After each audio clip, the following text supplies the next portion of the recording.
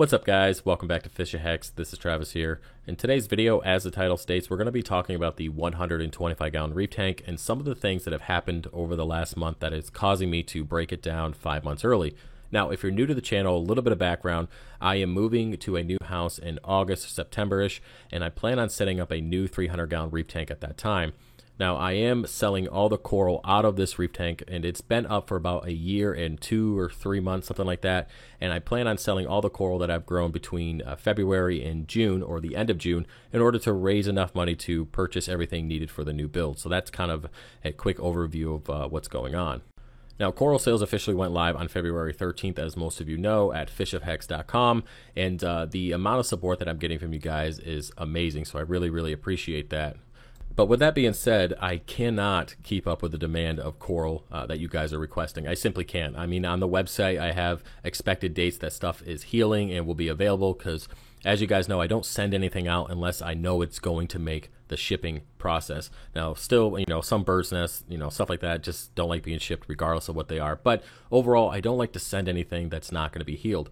Now, with that being said, I have 12 frag racks in the 125-gallon reef, and it looks like shit. I'm not even going to lie. I don't like looking at this tank anymore. I've ripped down most of my Monty caps, and, stuff is just getting taken apart on a daily basis. And honestly, it just looks like shit. And I don't want to see it anymore. I don't want to look at the tank anymore. I think it's just too ugly, and frankly, it's time to get rid of it.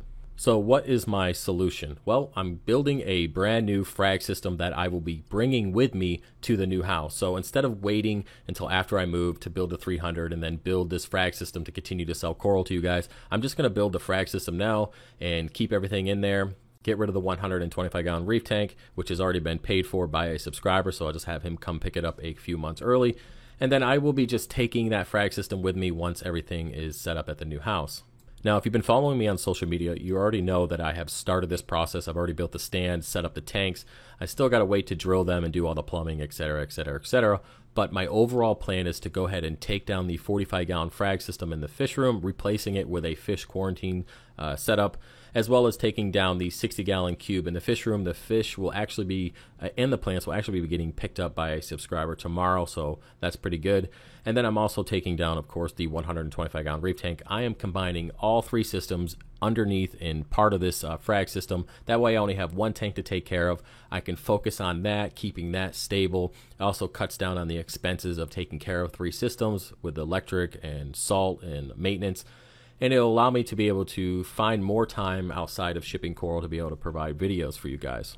Now, what type of tanks have I decided to go with for this frag system? Well, I'm using 2 Zoomid Lowboy tanks. They are 48 inches long by 24 inches wide and 10 inches tall. Now, I have 2 of them side by side, giving 8 foot in length, 2 feet in width, and of course 10 inches tall. Now, this is actually going to be the same footprint as the 300-gallon tank, for the exception of the 31 inches tall on the tank. And honestly, after looking at it, I'm kind of thinking that I want to get a bigger tank. And it's kind of weird, but after looking at the footprint, we'll see how much money I raise between now and June. And if I get enough, I'll just skip the 300 and maybe go to the 450 or 500. Again, it's just going to kind of depend on how much coral I can sell between now and when it's time to move. Now, when it comes to filtration, I plan on using a 40-gallon breeder as my main sump. I'm not going to be adding any baffles or anything like that. I'm just going to use a float valve to, keep the level in the tank the way I want. Now, I'm going to go ahead and throw in my 5 8x8 by 4-inch marine per blocks, as well as my Curve 7 protein skimmer and my DCS 12,000 return pump. I will be connecting a manifold to that, powering both of those tanks, as well as the dual reactor, the biopellet reactor, the UV sterilizer, and the algae scrubber.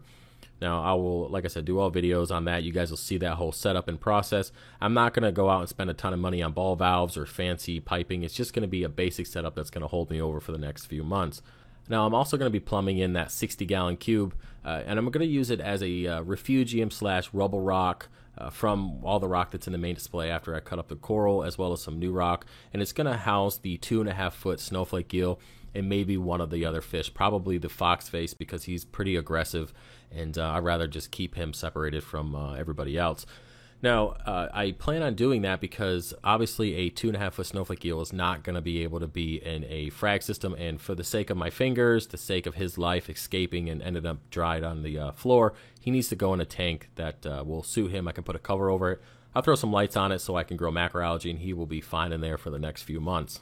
Now, when it comes to plumbing that in, I'm just going to simply use an overflow/drain of one of the tanks, having it dump into the 60-gallon cube. I will drill that cube and just have it dump into the 40-gallon breeder, and we'll just continue the process that way. I'll be hooking up the filter socks as usual, setting up the micro bubbles just as it was in the main display, and pretty much just kind of run everything as it was in the main display. I will make adjustments on the lighting and flow just because it is a different type of water volume. And, the fish and all that stuff will be transferred over to the new tank. Now, when it comes to the fish, the only concern that I have is the Hippo Tang, and we'll see how she reacts. I plan on keeping her in the soft coral side where there isn't anything that she could run into, because she does like to have the swimming space. And if I find that she's stressed out or it's not working out for her, I will sell or relocate that fish until either I move or something changes. I don't want her to be stressed out, and if I find that my fish are just not doing well in these two tanks, I'm going to just get rid of them, because I'd rather them go to another home instead of being miserable for the next 6 or 7 months. All right, now that we talked about plumbing and flow within the tanks, let's go ahead and get into lighting. Now, I do plan on transferring over the 4 SB Reef lights that I currently have and hanging them via a custom aluminum square tubing frame. Now, I've already built the frame, kind of got the lights at a decent height that will spread out over the whole 2-foot width. Now, the issue that I'm having is, since this is the same footprint as a 300-gallon tank, that new 300-gallon tank, I plan on adding 8 SB Reef lights, and unfortunately, I only have 4 at the moment. And my concern is that I'm not going to get enough spread because the lights are so high, or not enough par at least, to the bottom of the rack. Now, of course, I'm going to do a whole video on par readings and see what we're getting out of these lights. And if I find that I'm not getting enough to keep my acros happy, I'm just going to be forced to buy more lighting for this system. It's kind of just the way it is. And that's okay, because I can transfer all that stuff over to the 300-gallon build without any issues. My other plan is to go ahead and, since it's 2 tanks, I'm going to have an SPS tank and a soft/LPS tank, because both different types of coral require different types of lighting and different par intensities. So I figured since I have the room, I'll go ahead and I'll spread everything out. And the only thing that I have to do is kind of section off part of the SPS tank that I'm going to keep for myself. I have accidentally sold out on some coral that I plan on saving a piece for myself, and that was just bad inventory on my end. I didn't keep track of things the way I should have. And now I'm just going to have to go and search for that coral again. It's not a big deal, but I got to make sure I don't continue to do that and selling coral that I plan on taking with me to the new build. Now, the last part of this video I want to cover before I let you go is, how do I plan on transferring everything from the main display to this frag system all at one time without causing any negative effects or unnecessary stress to the fish? Now, that's going to be tricky. My overall plan is to just go ahead and do all the plumbing on the new frag system, exception for the return pump. Now, when it comes time to add this return pump, I'm going to simply add another utility pump like I did when I was cleaning the Jaybo DCS 12,000 that will continue to pump water through the main display as I replumb this new pump on the new system. Once I have the return pump installed, I'm going to go ahead and add the 80 gallons of fresh salt water that I have set aside into that frag system. Once that's done, I'm going to go ahead and start pumping water out of the main display into the frag system. Now, the total water volume is approximately 200 gallons. So I really won't have to pull out too much in order to fill that system up.